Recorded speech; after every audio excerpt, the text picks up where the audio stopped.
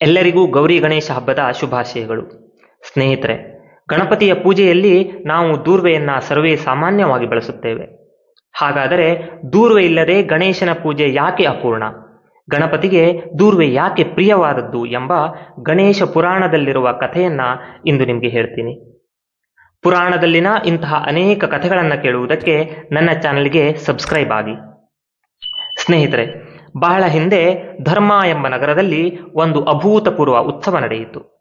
ಆ ಉತ್ಸವಕ್ಕೆ ದೇವತೆಗಳು, ಗಂಧರ್ವರು, ಮುನಿಗಳು, ಅಪ್ಸರೆಯರೂ ಬಂದಿದ್ದರು. ಆ ಉತ್ಸವದಲ್ಲಿ ತಿಲೋತ್ತಮಿಯು ನೃತ್ಯ ಮಾಡುತ್ತಿರುವಾಗ ಅವಳ ಮೇಲ್ಹೊದಿಕೆ ಅಕಸ್ಮಾತಾಗಿ ಜಾರಿ ಹೋಯಿತು. ಅದನ್ನು ನೋಡಿದ ನರಕಾಧಿಪತಿಯಾದ ಯಮ ಕಾಮಬಾಧೆಯಿಂದ ಅವಳನ್ನ ತಬ್ಬಿಕೊಳ್ಳುವುದಕ್ಕೆ ಮುಂದಾಗ್ತಾನೆ.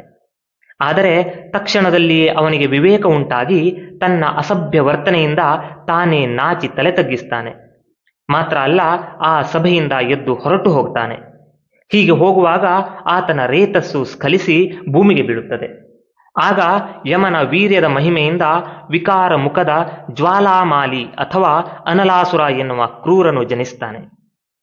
ಒರಟನಾಗಿಯೂ ವಿಕಾರನಾಗಿಯೂ ಇದ್ದ ಈತನ ತೇಜೋರಾಶಿ ಭೂಮಿಯನ್ನು ಸಹ ಸುಡುವಂತಿತ್ತು. ಈತನ ತೇಜಸ್ಸು ಭಯಂಕರ ಧ್ವನಿಗಳಿಗೆ ದೇವತೆಗಳೂ ಸಹ ಹೆದರಿ ಹೋಗ್ತಾರೆ. ಅವರೆಲ್ಲ ಮಹಾವಿಷ್ಣುವಿನಲ್ಲಿ ಹೋಗಿ ತಮ್ಮನ್ನ ರಕ್ಷಿಸಬೇಕೆಂದು ಕೇಳಿಕೊಳ್ತಾರೆ.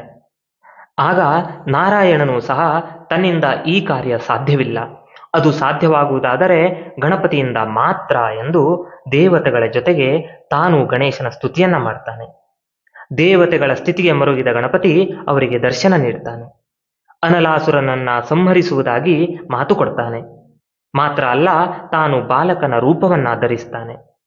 ಅನಲಾಸುರನನ್ನು ಕಂಡೊಡನೆ ನನ್ನನ್ನ ಅವನೆದುರಿಗೆ ನಿಲ್ಲಿಸಿ, ನಾನು ಅವನನ್ನ ಕೊಲ್ಲುತ್ತೇನೆ ಎಂದು ಹೇಳುತ್ತಾನೆ.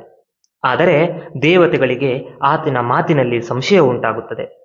ಈ ಬಾಲಕ ಹೇಗೆ ಅಂತಹ ಮಹಾನ್ ರಾಕ್ಷಸನನ್ನ ಕೊಲ್ಲಬಹುದು ಎಂದು ತಮ್ಮಲ್ಲಿಯೇ ಪಿಸು ಮಾತುಗಳನ್ನಾಡುತ್ತಾರೆ. ಅದೇ ಸಮಯಕ್ಕೆ ಸರಿಯಾಗಿ ಅಲ್ಲಿಗೆ ಅನಲಾಸುರ ಓಡುತ್ತಾ ಬರ್ತಾನೆ. ಆ ಅಸುರನ ತಾಪಕ್ಕೆ ಹೆದರಿದ ದೇವತೆಗಳು ಬಾಲಕ ರೂಪನಾದ ಗಣಪತಿಗೆ ನೀನು ಓಡಿ ಹೋಗು ಎಂದು ಹೇಳಿ ತಾವು ಓಡಿ ಹೋಗ್ತಾರೆ.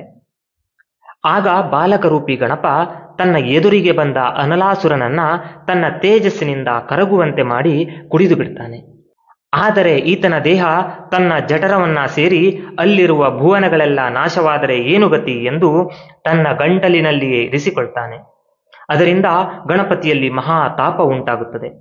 ಆಗ ಇಂದ್ರನು ಚಂದ್ರನನ್ನ ಸ್ವಾಮಿಗೆ ಅರ್ಪಿಸ್ತಾನೆ.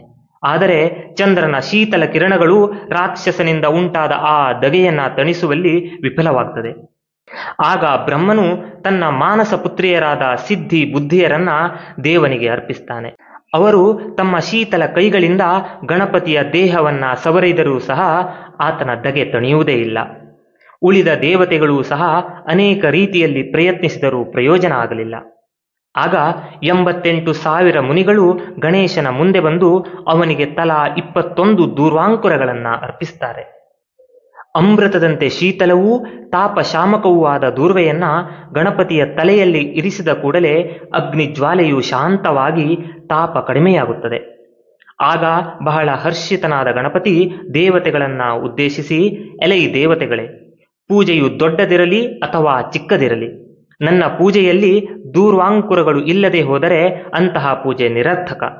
ನನ್ನ ಭಕ್ತನಾದವನು ಕನಿಷ್ಠ 1 ದೂರ್ವಾಂಕುರವನ್ನಾದರೂ ಸಂಗ್ರಹಿಸಿ ನನಗೆ ಅರ್ಪಿಸಬೇಕು ಎಂದು ಹೇಳುತ್ತಾನೆ. ಹೀಗೆ ದೂರ್ವೆಯು ಗಣಪತಿಗೆ ಅತ್ಯಂತ ಪ್ರಿಯವಾದದ್ದಾಗುತ್ತದೆ. ಕೇಳಿದ್ರಲ್ಲ ಸ್ನೇಹಿತರೆ, ಗಣಪತಿಗೆ ದೂರ್ವೆ ಯಾಕೆ ಪ್ರಿಯ ಅಂತ. ನಾವೆಲ್ಲ ಗಣೇಶನಿಗೆ ದೂರ್ವಾಂಕುರವನ್ನ ಅರ್ಪಿಸೋಣ. ಮುಂದಿನ ವಿಡಿಯೋದಲ್ಲಿ ಇನ್ನೊಂದು ವಿಶೇಷವಾದ ಕಥೆಯೊಂದಿಗೆ ಬರ್ತೀನಿ. ನಮಸ್ಕಾರ.